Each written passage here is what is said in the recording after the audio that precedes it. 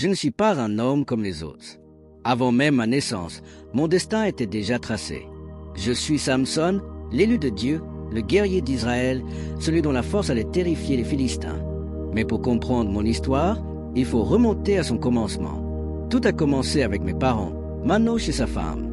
Ils étaient un couple pieux, mais frappés par une grande tristesse. Ils n'avaient pas d'enfants. Dans cette époque troublée où les Philistins dominaient Israël, mon peuple souffrait sous leur oppression.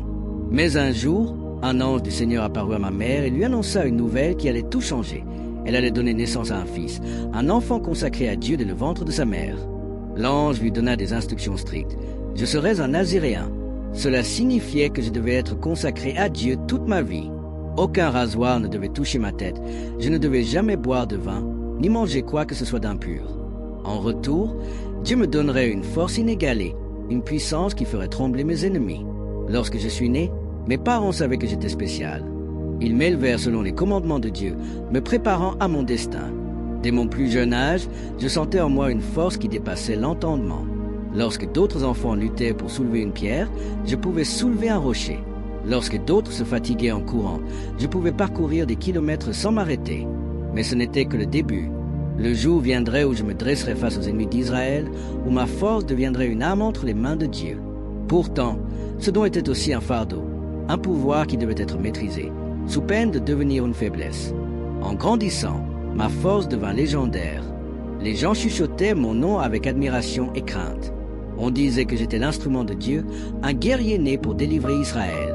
Mais si ma force était un don, mon tempérament, lui, était un feu difficile à contenir. Je me souviens du jour où je suis descendu à Timna, une ville philistine. Là, j'ai vu une femme, une Philistine. Mon cœur s'est enflammé pour elle. Je suis rentré chez mes parents et leur ai dit « Prenez-moi cette femme pour épouse ». Ils étaient choqués. Pourquoi voulais-je me marier avec une ennemie de notre peuple? Mais mon désir était plus fort que la raison et ils finirent par accepter. Sur le chemin du retour, un événement extraordinaire se produisit. Un jeune lion surgit des fourrés, rugissant, prêt à me dévorer. À cet instant, l'Esprit de Dieu descendit sur moi. Sans peur, sans armes, je saisis le lion à main nue et je le déchirai en deux comme s'il n'était qu'un chevreau. Je ressentis alors la puissance divine qui coulait en moi. Plus tard, lorsque je revins voir ma future épouse, je trouvai le cadavre du lion. À l'intérieur, une ruche s'était formée et des abeilles faisaient du miel. J'en pris à en manger. Cela aurait dû me mettre en garde. Un Naziréen ne devait pas toucher un cadavre, mais j'étais trop sûr de moi pour m'en soucier. Mon mariage fut le début de nombreux conflits. Lors du banquet, je lançai un défi aux Philistins, une énigme impossible à deviner sans connaître l'histoire du lion et du miel. S'ils trouvaient la réponse, je leur donnerais 30 vêtements somptueux. Mais s'ils échouaient, ils devraient me donner ces vêtements. Les Philistins, incapables de résoudre l'énigme, menacèrent ma femme. Sous la pression, elle me trahit et leur révéla la réponse. Furieux, je quittai la fête, tuai 30 Philistins pour récupérer les vêtements promis et revins chez moi, humilié et enragé. Ce n'était que le début d'un long affrontement entre moi et les Philistins. Un combat qui allait marquer l'histoire. Les années passèrent et ma réputation de guerrier se répandit à travers tout Israël et jusqu'aux Philistins. Ils me haïssaient, me craignaient et cherchaient un moyen de me détruire. Mais ce ne fut pas l'épée ni la guerre qui causèrent ma chute, ce fut l'amour. Un jour, je rencontrai Dalila, une femme qui captiva mon cœur dès le premier regard. Sa beauté, son charme, elle avait un pouvoir sur moi que même les plus puissants guerriers n'avaient jamais eu. J'aimais cette femme et je lui faisais confiance. Mais ce que j'ignorais, c'est que les Philistins l'avaient approchée, lui promettant une immense fortune si elle découvrait le secret de ma force. La nuit, alors que je me reposais à ses côtés, elle me demanda « Dis-moi, Samson, d'où vient ta force? Comment pourrait-on te maîtriser ?» D'abord, je jouais avec elle, lui racontant des mensonges. Je lui dis que si on me liait avec cette corde fraîche, je deviendrais faible. Elle essaya, mais au réveil, je brisai ses liens comme du fil de lin consumé par le feu. Elle insista encore et encore, me suppliant, pleurant, me faisant croire que si je l'aimais vraiment, je lui révélerais mon secret. Finalement, je cédai. Je lui dis la vérité. Je suis un Naziréen, consacré à Dieu depuis ma naissance. Si mes cheveux sont coupés, je perdrai ma force et je deviendrai comme un homme ordinaire.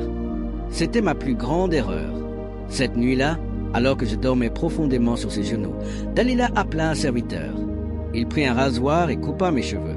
Lorsque je me réveillai, je ne ressentis plus la puissance de Dieu en moi. Les Philistins étaient là.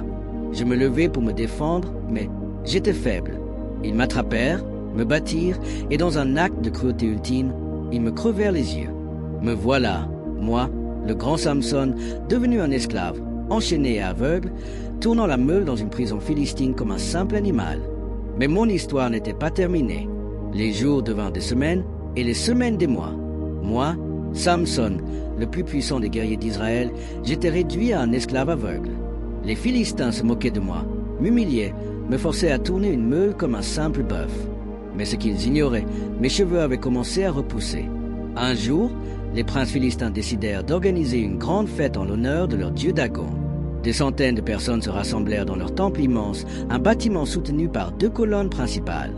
Ils festoyaient, buvaient et riaient en se moquant de moi. « Faites venir Samson, qui nous amuse », cria quelqu'un. On me fit sortir de ma prison. Aveugle, enchaîné, affaibli, mais pas brisé. Ils me placèrent au centre du temple, entre les 2 colonnes. Le bruit des rires résonnait, le vin coulait à flot, et les Philistins croyaient leur victoire assurée. Ils avaient oublié une chose, mon Dieu n'a jamais abandonné son peuple. Je murmurais une prière dans mon cœur. « Seigneur éternel, souviens-toi de moi. Donne-moi une dernière fois la force, afin que je me venge des Philistins pour mes 2 yeux. » Mes mains cherchèrent les colonnes. Mon souffle se fit plus profond. Je sentis l'Esprit de Dieu revenir en moi. D'un cri puissant, je poussai de toutes mes forces. Les colonnes se mirent à trembler. Les rires s'arrêtèrent. Des cris de panique s'élevèrent. Le temple tout entier, ce monument de l'orgueil philistin, s'effondra dans un fracas assourdissant. Des pierres, du bois, du fer, tout s'abattit sur la foule. Ce jour-là, j'ai tué plus de Philistins dans ma mort que durant toute ma vie. Je suis tombé avec mes ennemis, mais mon peuple a été libéré de l'oppression.